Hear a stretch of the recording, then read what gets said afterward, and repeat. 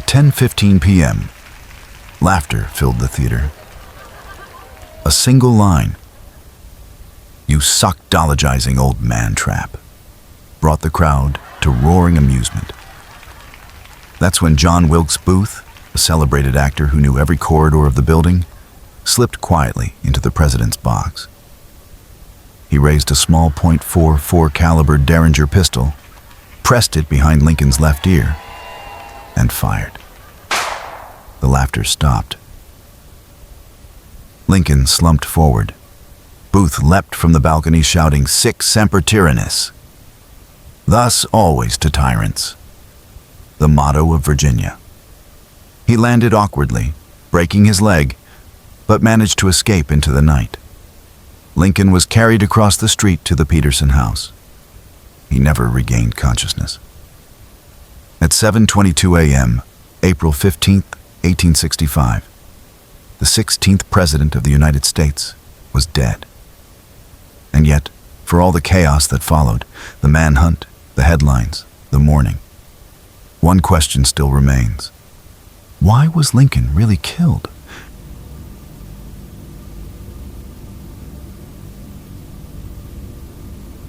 The Civil War had ended just 5 days earlier.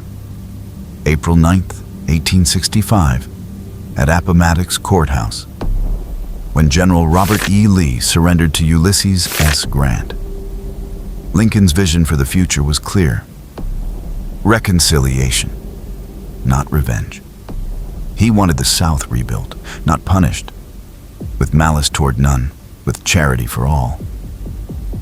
But that vision made him dangerous. To some, he was the savior of the Union.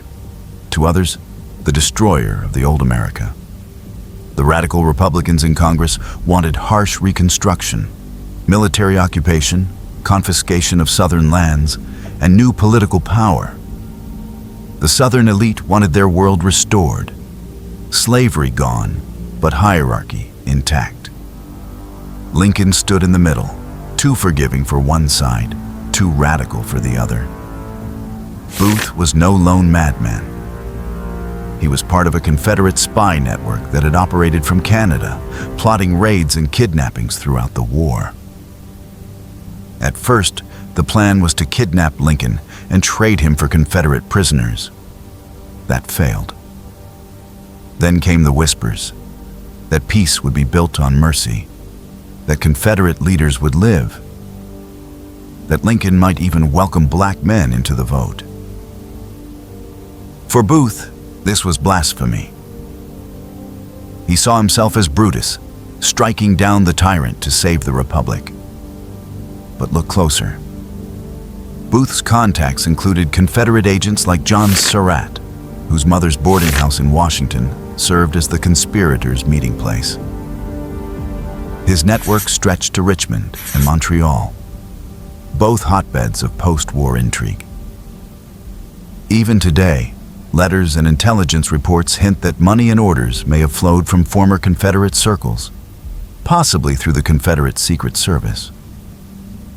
Booth may have fired the gun, but the web that formed around him was far older and far deeper than one man's hatred.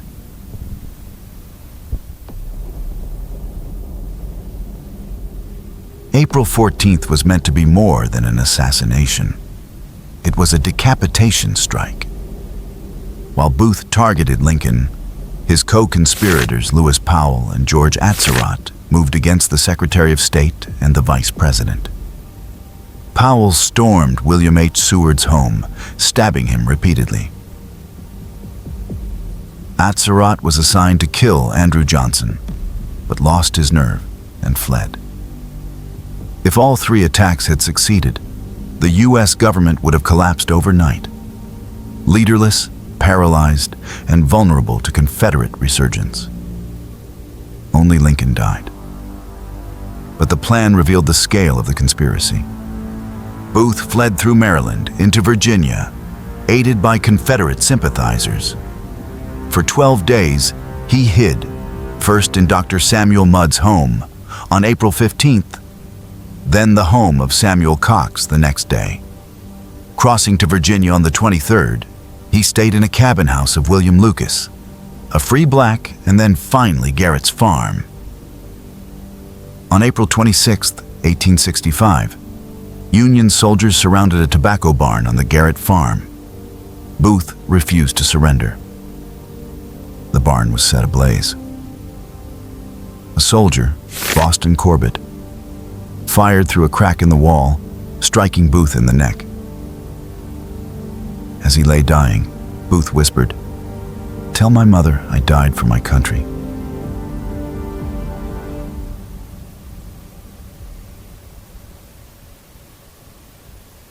Lincoln's death was not just vengeance. It was political prevention. By April 1865, the Civil War had ended in blood. But Lincoln's plan for peace was already under attack. He wanted to rebuild the Union through reconciliation, not punishment. In his second inaugural address, March 4, 1865, he spoke of malice toward none, charity for all, words that horrified the hardliners in Congress.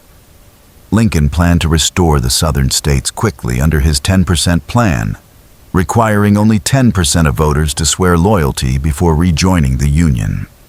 He had already begun talks to readmit Louisiana and Tennessee, and to offer former Confederates full pardon if they laid down their arms.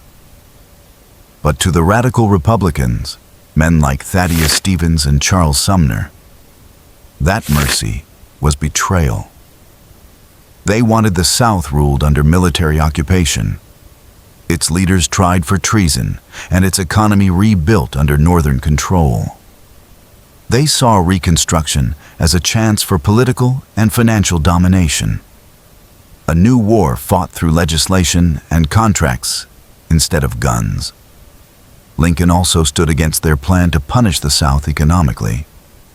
He opposed the harsh Wade-Davis Bill of 1864, which demanded majority loyalty oaths and permanent disenfranchisement of ex-Confederates. When he vetoed it, Stevens and his allies declared that Congress, not the President, should dictate the terms of peace.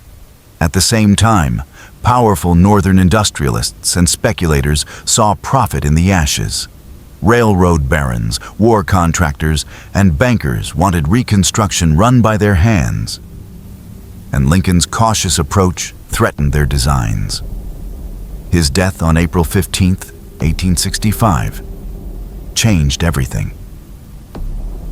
Within days, Vice President Andrew Johnson, a Southern Unionist with little political skill, took power. He tried to continue Lincoln's lenient policies, but the radicals overpowered him. By 1867, Congress imposed Reconstruction Acts that divided the South into 5 military districts, stripping former Confederates of power and opening the door to massive corruption. The Freedmen's Bureau, meant to protect newly freed slaves, was underfunded and politicized. Reconstruction became a battleground of exploitation. Contracts, land seizures, and bribes replacing Lincoln's vision of unity. His death cleared the way for Reconstruction by force, led by men who would strip the South, exploit freedmen, and turn recovery into a battlefield of corruption. Lincoln died because he stood between two Americas, one seeking revenge, the other restoration. And neither could tolerate his peace.